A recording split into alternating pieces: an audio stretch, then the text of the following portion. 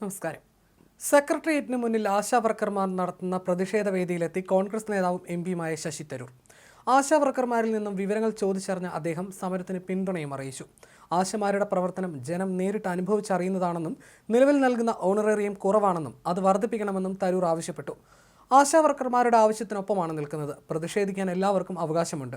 സമരക്കാരുടെ ശബ്ദം എല്ലാവരും കേൾക്കുന്നുണ്ടെന്നും അദ്ദേഹം കൂട്ടിച്ചേർത്തു. ഓണറേറിയം രണ്ടിരട്ടിയെങ്കിലും കൂട്ടിത്തരട്ടെ. സംസ്ഥാനം കേന്ദ്രത്തെയും കേന്ദ്രം സംസ്ഥാനത്തെയും കുറ്റം പറയുകയാണ്. തർക്കം മാറ്റി ജനങ്ങളെ കേൾക്കാൻ സർക്കാരിനോട് പറയും. താൻ കേന്ദ്രത്തിൻ്റെയോ സംസ്ഥാന സർക്കാരിൻ്റെയോ ഭാഗത്തല്ലെന്നും പ്രതിഷേധക്കാരുടെ ആവശ്യം പാർലമെന്റിൽ ഉന്നയിക്കുമെന്നും അദ്ദേഹം പറഞ്ഞു. പ്രതിഷേധിക്കുന്നുവെന്ന് ചൂണ്ടിക്കാട്ടി തങ്ങളെ കേസെടുത്ത് ഭീഷണിപ്പെടുത്തുകയാണെന്ന് ആശാവർക്കർമാർ പറഞ്ഞു. അതിന് അനുവദിക്കില്ലെന്നും സമരം ചെയ്യുക എന്നത് ജനാധിപത്യപരമായ അവകാശമാണെന്നും ശശി തരൂർ എംപി വ്യക്തമാക്കി. വിരമിക്കൽ ആനുകൂല്യം നിർബന്ധമായി നൽകണമെന്നും തരൂർ ആവശ്യപ്പെട്ടു. സമരം ചെയ്തതിന്റെ പേരിൽ ആരെയും പിരിച്ചുവിടാൻ കഴിയില്ലെന്ന് പറഞ്ഞ തരൂർ ആദ്യം ആശാവർക്കർമാരുടെ ന്യായമായ ആവശ്യങ്ങൾ സർക്കാർ പരിഗണിക്കുകയാണ് വേണ്ടതെന്നും കൂട്ടിച്ചേർത്തു. സെക്രട്ടേറിയറ്റിന് മുന്നിൽ ആശാവർക്കർമാരുടെ സമരം 20 ദിവസത്തോടടുക്കുകയാണ്.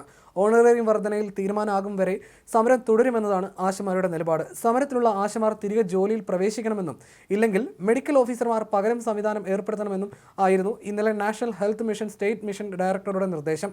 NHM-നും ലേബർ കമ്മീഷണർക്കും നിയമപ്രകാരം നോട്ടീസ് നൽകിയാണ് പണിമുടക്ക് നടത്തുന്നതെന്ന് കേരള ആശ ഹെൽത്ത് വർക്കേഴ്സ് അസോസിയേഷൻ അറിയിച്ചു. സമരക്കാരെ അധിക്ഷേപിച്ച് CITU സംസ്ഥാന ജനറൽ സെക്രട്ടറി എളമരം കരീം നടത്തിയ പരാമർശവും വിവാദമായിരുന്നു. ഈർക്കലി സംഘടനയാണ് സമരം ചെയ്യുന്നതെന്നും അവരെ ആരോ തെറ്റിദ്ധരിപ്പിച്ചതാണെന്നും എളമരം കരീം പറഞ്ഞു. പ്രശ്നം പരിഹരിക്കപ്പെടേണ്ടതാണ്. ട്രേഡ് യൂണിയനുകളുടെ യോഗം വിളിക്കാൻ സർക്കാരിനോട് ആവശ്യപ്പെടും. സമരക്കാരെ അവഹേളിക്കാൻ ഉദ്ദേശിക്കുന്നില്ല. ആരോഗ്യമേഖലയെ പ്രതിസന്ധിയിലാക്കുന്ന സമരം അംഗീകരിക്കാനാവില്ലെന്നും എളമരം കരീം പറഞ്ഞു. അതേസമയം സമരം ചെയ്യുന്ന ആശമാർക്ക് വീണ്ടും പോലീസ് നോട്ടീസ് അയച്ചിട്ടുണ്ട്. അന്യായമായി സംഘം ചേർന്ന് വഴി തടഞ്ഞെന്ന് കാട്ടിയാണ് നോട്ടീസ്. സമര നേതാക്കളും സമരവേദിയിലെത്തിയ പൊതുപ്രവർത്തകരുമായ 14 പേർക്കെതിരെയാണ് കണ്ടോൺമെന്റ് പോലീസ് നോട്ടീസ് അയച്ചത്. Doctor KG Thara, doctor MB Mathai, Joseph C Mathew എന്നിവർക്കും നോട്ടീസ് അയച്ചു.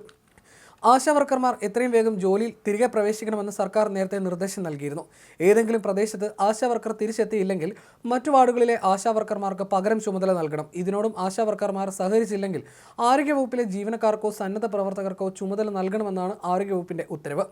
എല്ലാ ആശമാരും അടിയന്തരമായി തിരികെ പ്രവേശിക്കണമെന്ന് കാട്ടിയായിരുന്നു കഴിഞ്ഞ ദിവസം ഉത്തരവ് പുറത്തിറക്കിയത്. തിരികെ പ്രവേശിച്ചില്ലെങ്കിൽ ഒഴിവുള്ള സ്ഥലങ്ങളിൽ പകരം ക്രമീകരണം ഒരുക്കണമെന്നാണ് നിർദ്ദേശം. ജനങ്ങൾക്ക് ആശമാർ സേവനം ലഭ്യമാക്കുന്നുണ്ടോ എന്ന കാര്യം മെഡിക്കൽ ഓഫീസർമാർ ഉറപ്പുവരുത്തണമെന്നും നാഷണൽ ഹെൽത്ത് മിഷൻ നിർദ്ദേശത്തിൽ പറയുന്നു. ആശാവർക്കർമാർക്ക് 3 മാസ കുടിശ്ശികയിൽ നിന്ന് 2 മാസ കുടിശ്ശികയുടെ പണം സർക്കാർ അനുവദിച്ചിരുന്നു. എന്നാൽ 1 മാസത്തെ ഓണറേറിയം മാത്രമാണ് എത്തിയതെന്ന് സമരക്കാർ പറയുന്നു. ഓണറേറിയം വർധന, വിരമിക്കൽ ആനുകൂല്യം പ്രഖ്യാപിക്കുക എന്നീ ആവശ്യങ്ങൾ അംഗീകരിക്കാതെ സമരത്തിൽ നിന്ന് പിന്മാറില്ലെന്ന് ആശാവർക്കേഴ്സ് അറിയിച്ചിരുന്നു.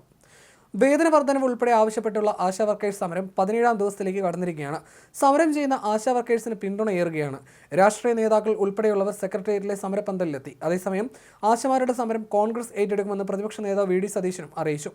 ആശമാർക്ക് പിന്തുണയുമായി അടുത്ത മാസം 3-ന് സെക്രട്ടേറിയറ്റിലേക്ക് മാർച്ച് നടത്തും. ആശമാർക്കെതിരായ സർക്കുലർ നാളെ പഞ്ചായത്ത് ഓഫീസുകൾക്ക് മുന്നിൽ കത്തിച്ച് പ്രതിഷേധിക്കുമെന്നും സതീശൻ വ്യക്തമാക്കി.